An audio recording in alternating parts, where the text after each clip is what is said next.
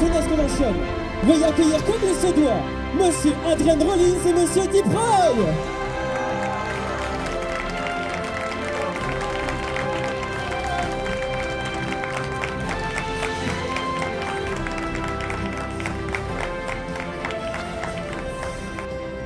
Eh bien déjà, messieurs, merci d'être avec nous aujourd'hui. Merci, mais quel plaisir de vous avoir. Je pense qu'on on est tous heureux. C'est un immense plaisir que vous soyez là aujourd'hui avec nous. Donc on va revenir un peu sur vos débuts de carrière. Voilà, comment tout a commencé pour vous. On va aussi avoir des questions du public. Un moment, donc le public, si vous avez des questions, préparez-les. On va avoir une séance questions-réponses avec le public. Voilà, donc on a aussi Alix qui est là aussi pour faire la traduction, qu'on peut applaudir, voilà, parce que sans elle, il n'y a pas de traduction, et moi je me retrouve bête. I agree with that. Absolutely right, he is. We'll start with questions regarding your career, and people are going to ask questions after that. Okay. All right. Alors, pour commencer, Deep Roy, vous avez joué énormément de rôles emblématiques, que ce soit dans des films, des séries, notamment le rôle du Oompa Loompa, voilà, qui est très culte pour nous, pour la Chocolaterie. Mais avant d'en arriver là, comment tout a commencé pour vous? So you've done a lot of things for us. How did you get started? How did I get started? By accident. No, I'm just kidding. My dad wanted me to be an accountant. So I was studying accountancy. I kept failing in taxation and company law. I did that for 2 years. I quit that. And I joined drama school after 3 months. I quit that. And my dad said to me, "What's next?" I said, "I want to be a comedian." And he said, "It's a joke." So that's how I started. And then I found my agents and managers. As things started happening. You can translate that now. Alix. Ali. So you said your father wanted you to be an accountant? Yes. My father wanted me to be an accountant. Donc, mine de rien, c'était pas bien parti puisque son père voulait qu'il soit expert comptable. Le rêve. Désolé pour les experts comptables dans la salle. Après 2 ans avoir fait ça, Deep s'est rendu compte que c'était vraiment pas son truc et il a annoncé à son père que non, il voudrait être acteur. Son père a adoré, l'idée. Et du coup, il a fini par se trouver un agent et c'est comme ça qu'il a pu faire ses débuts. Thank you. Et pareil pour Adrian, vous êtes un personnage culte et emblématique de l'univers d'Harry Potter, hein, voilà, on vous connaît tous pour le rôle de James Potter. Vous avez joué énormément aussi de séries, de films cultes. Comment, pareil, vous en êtes arrivé là? Same. Well, I wasn't very bright at school. The only thing I was any good at was drawing. So that was the career I was going to go down in some way. But I studied, I did a creative arts course, and in the second year I discovered drama, and I caught on fire, and I just loved the social aspect. I loved the fact that your body, your emotions was your paintbrush, as it were. And compared to art seemed quite a solitary thing to do. And I just caught on fire and there was just a yes.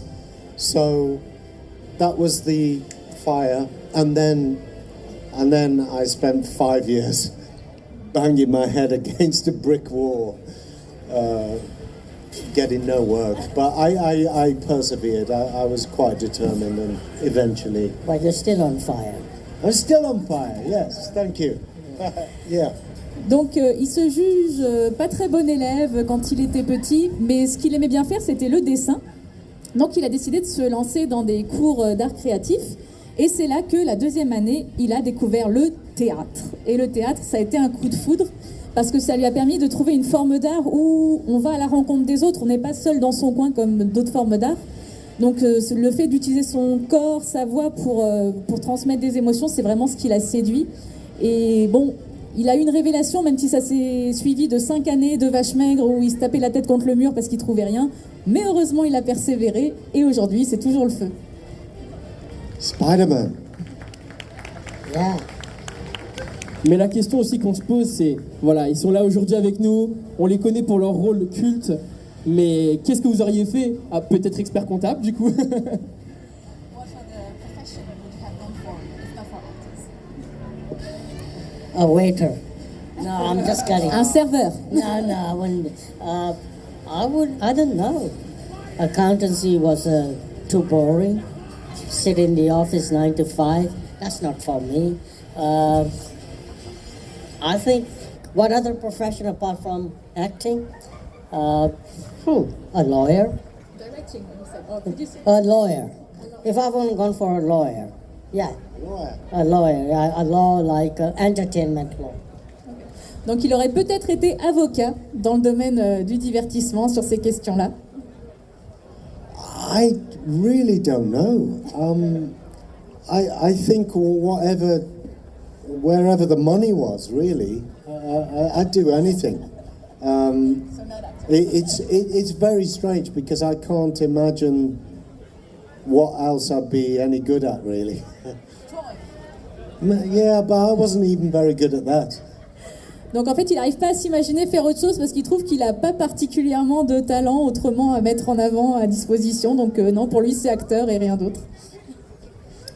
Yeah, but the thing is, if I was an entertainment lawyer, I would have saved a lot of money rather than paying and doing the contracts. They do, on my behalf. So you'd be able to sign the contracts for actors? Yes, yeah.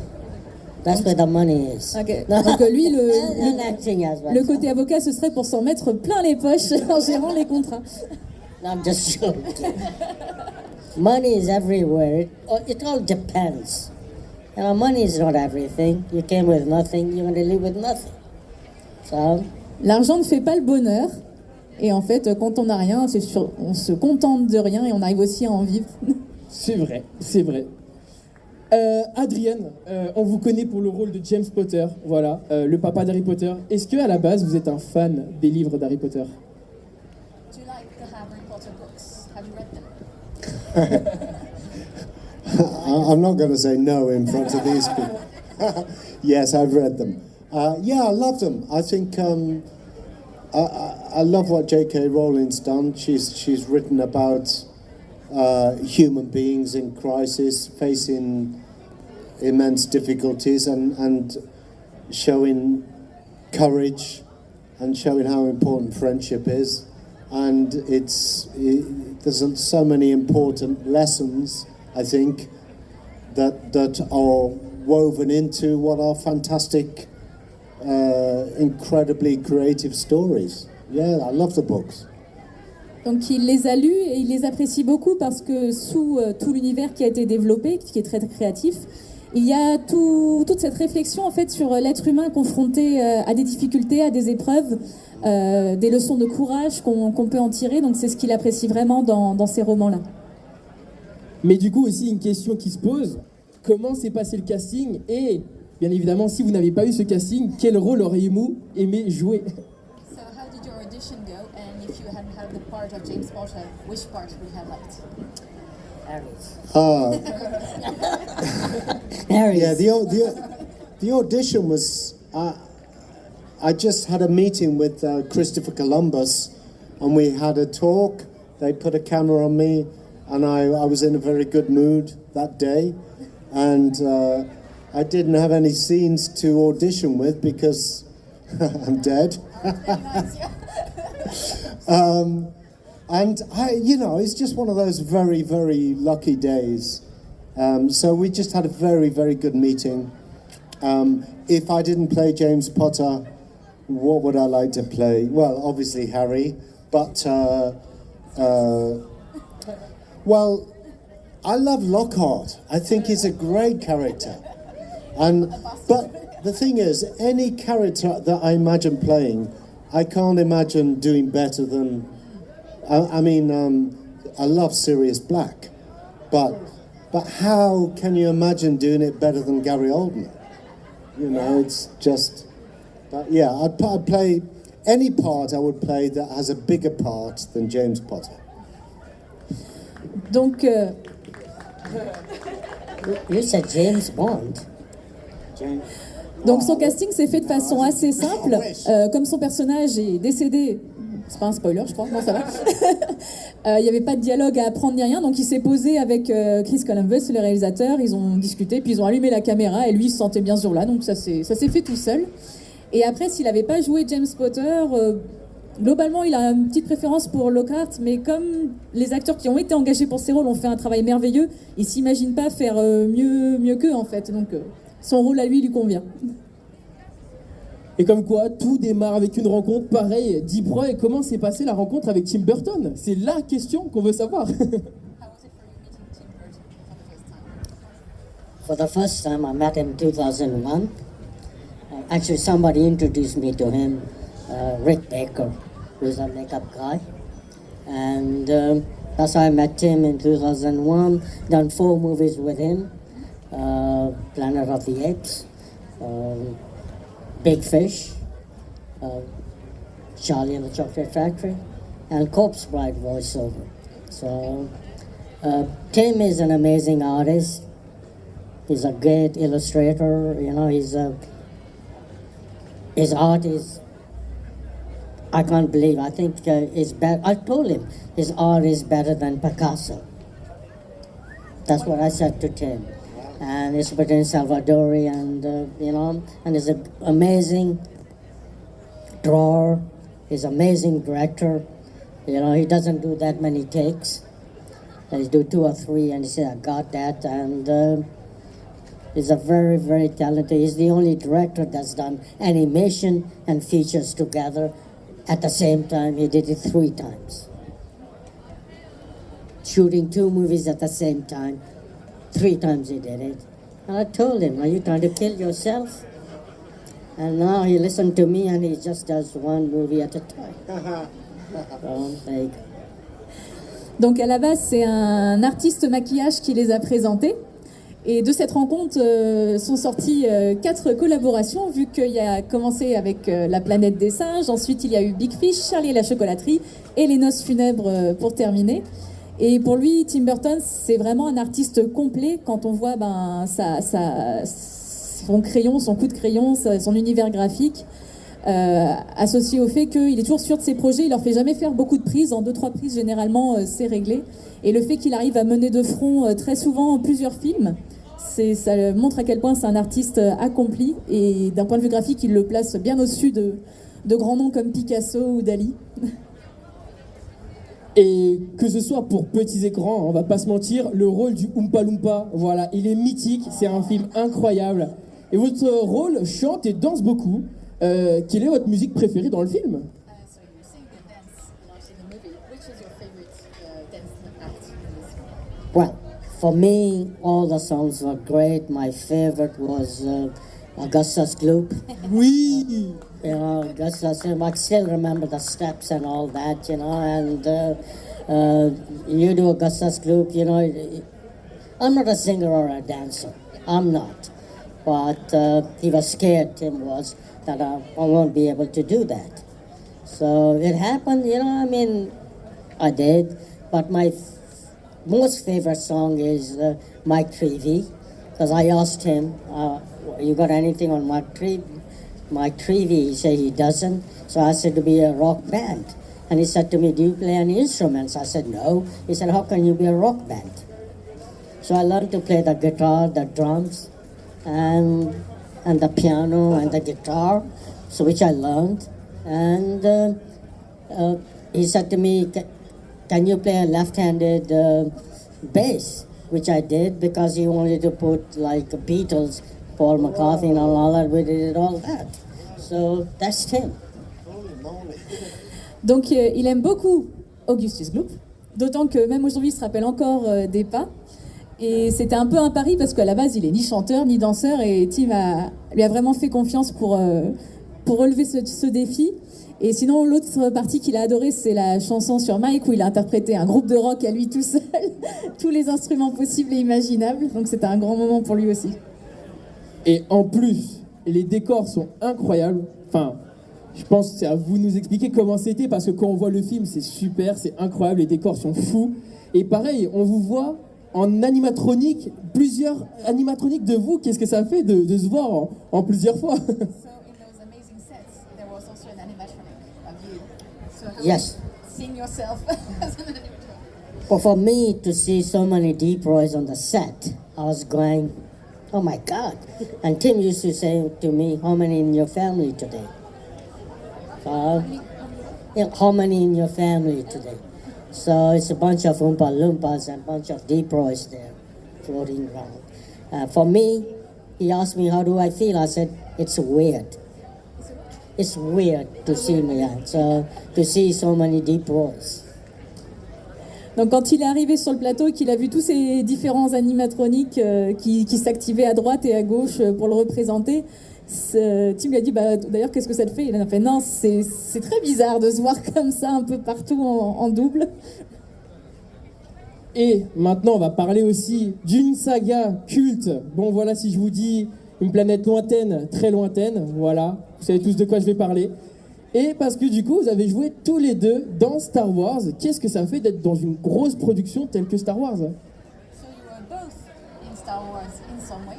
You were in Andor, you were in Star Wars original. So how was it for both of you to live that? It was very surreal, really. Going into, Andor, which is part of the Star Wars world. It's such a loved world and so particular. I'd never really done any science fiction before, so just going onto the set was quite an experience, and the whole secrecy thing about keeping everything under wraps until it's actually it gets broadcast. It was very special, really, because as I say, it was so surreal, and it was a world that I'd never really been involved with before, and you really sense how much it's loved. Donc c'était un projet très particulier pour lui à deux titres. Premièrement parce qu'il n'a jamais eu l'occasion vraiment de tourner dans de la grande science-fiction comme ça. Donc le fait d'arriver dans ces décors avec ces costumes, c'était vraiment quelque chose d'unique à vivre. Et aussi, c'était la première fois qu'il faisait un projet qui était autant entouré de secrets, de confidentialité, parce que rien ne devait filtrer avant la diffusion de l'épisode. Donc c'était un peu stressant de ce côté-là. You get a sense of how much it's loved. Ah, okay. Et ce qui le touche particulièrement sur cet univers-là, c'est de se rendre compte en fait de l'amour que le public peut porter à l'univers Star Wars et du coup d'avoir pu goûter à cette expérience-là en tant qu'acteur. I second that. Il est d'accord. Mais est-ce que à la base, vous êtes des fans de Star Wars? Parce que pour rappeler, du coup, vous avez interprété du coup le Docteur Racif dans Andor, et pareil, du coup, Deep Roy a interprété Yoda. Est-ce que à la base, voilà, c'est quand vous a présenté le projet, vous étiez ok, pas ok, sachant que en plus Star Wars a bien évolué, voilà, depuis les premières sagas. Voilà, qu'est-ce que vous en aviez pensé quand on vous a proposé ce projet-là? So when you were offered the parts, were you before Star Wars fans? Did you like the universe? No, I was a Star Wars fan. I don't know what Star Wars was when they first asked me, and I was just wondering, is this going to be a success or not? But it is. It's been a huge, And when they asked me to do Yoda, they said to me I was too tall to play. Yeah, and then I walked on my knees. The shots that they did for the long, and Frank Oz was the main voice. So, to me, to do Star Wars, Star Trek, Doctor Who, love it. It was great. 3 franchises, 3 big franchises. So, Donc à l'époque, il ne connaissait pas du tout. Et quand il est entré dans le projet, il a espéré, il s'est demandé est-ce que c'est quelque chose qui va marcher ou pas. Et comme tout le monde le sait, c'est devenu assez grand comme saga. Connais pas. Et ce qui est assez amusant, c'est qu'à l'époque, on lui a dit que pour Yoda, ce serait bien. Par contre, il a un chouïa trop grand. Donc il devait se mettre à genoux pour jouer le personnage, qui du coup est aussi interprété par Frank Oz, animé par Frank Oz. Oh yeah. I'm wondering what's going on here. yes, they come to collect their garbage. Yeah, well, I have to confess, please don't hate me. He's got. I wasn't a big science fiction fan, apart from 2001: A Space Odyssey and a few other films, because often I think there's too much special effects and not enough human content and interest. But I think with Andor, I think that the balance is right, because it's such a human story which takes you through the series. So now I'm a massive science fiction fan. Donc, il l'avoue devant vous aujourd'hui, il n'est pas très fan de science-fiction, ça lui parle assez rarement, il aime bien 2001, l'Odyssée de l'espace. Mais voilà, du coup, Star Wars, c'était particulièrement son délire, parce qu'il trouve que très souvent, les films de science-fiction vont mettre l'accent et les moyens sur les effets spéciaux et moins sur l'humain. Mais par contre, dans le projet d'Andor, ce qu'il a bien aimé, c'est que l'humain revenait au centre, et c'est ce qu'il a apprécié dans cette histoire-là en particulier. Et du coup, pour rebondir sur ça, parce que du coup, ils ont aussi interprété un personnage dans Doctor Who, comment ça s'est passé? Sachant qu'en plus, Adrian n'est pas très fan de science-fiction. So how was Doctor Who for the both of you, and especially you since you don't like science fiction? I forgot about Doctor Who. Yeah, well, Doctor Who. Actually, I'm a massive science fiction fan. I've just remembered. I grew up as, most people of my generation, loving Doctor Who. It was massive, and so to be in, I completely forgot about Doctor Who. Yeah, to be in Doctor Who, that's just, it was great actually, and I had a fantastic death. I remember I got thrown off a very high balcony into a massive ood brain. Ood, do you know the ood? If you're a Doctor Who fan, you'll know what an ood is. But anyway, I fell from a great height into a massive ood brain. So that was my favourite death, and I've died quite a few times. Sorry, I'm rambling on. Donc il avait oublié ce détail effectivement de sa filmographie, qu'il a joué dans Doctor Who, et comme tout bon Britannique, il était très très fan en fait de la série. C'est l'exception à la règle pour la science-fiction. Et il a adoré en fait son rôle, notamment la scène de sa mort, et là j'aurais besoin de l'aide des fans s'ils s'en rappellent, où il tombe d'un balcon sur une sorte d'immense cerveau, si j'ai bien compris, je suis pas sûre.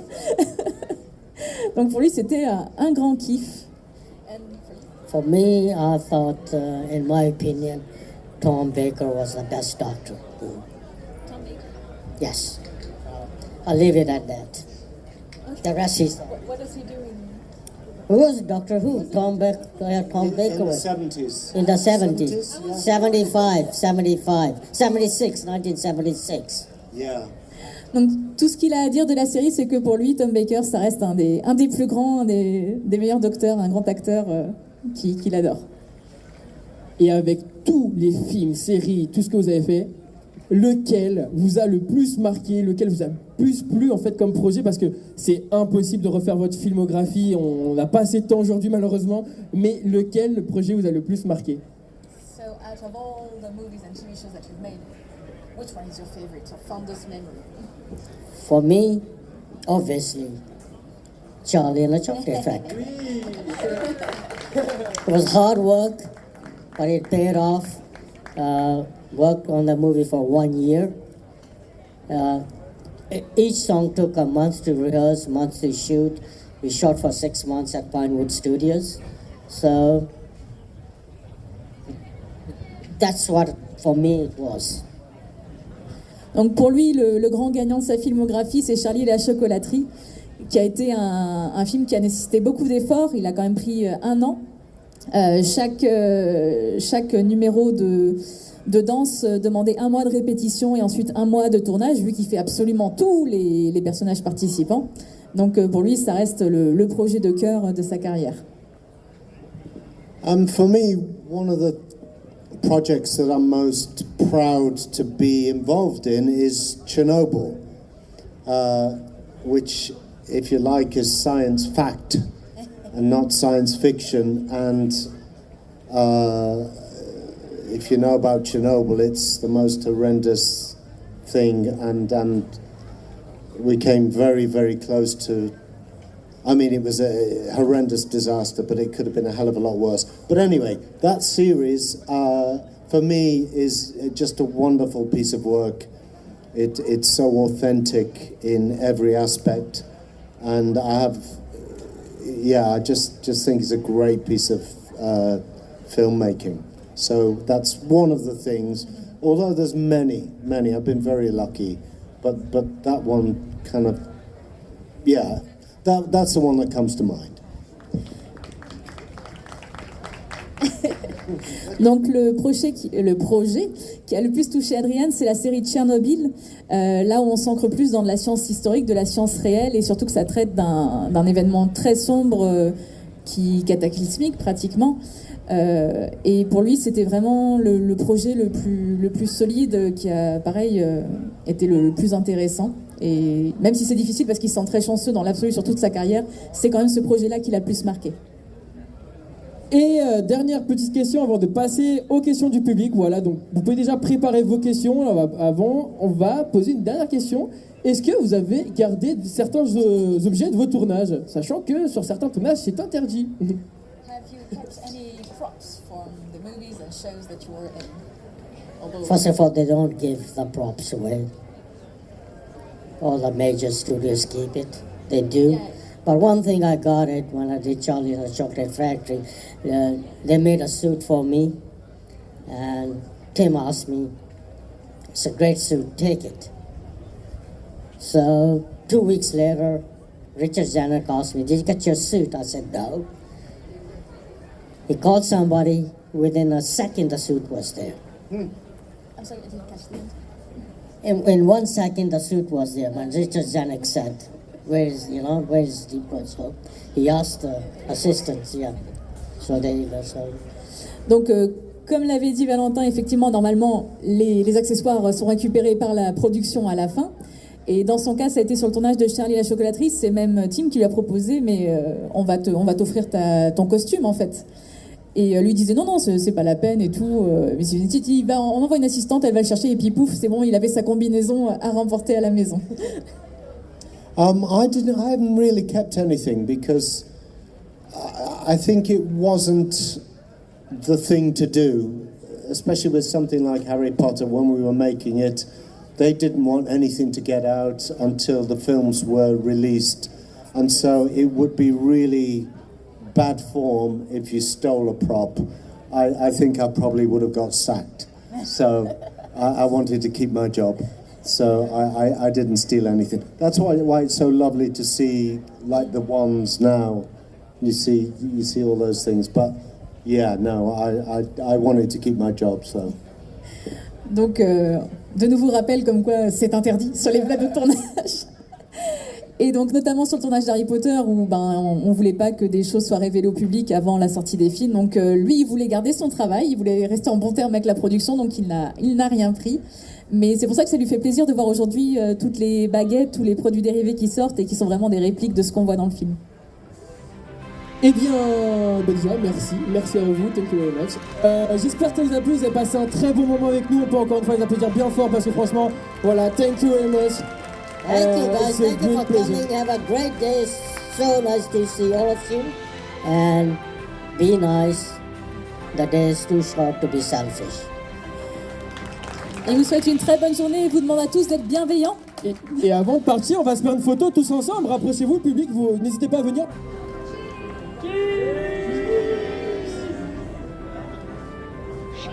Merci à tous, bravo. Et surtout, applaudissez nos deux hôtes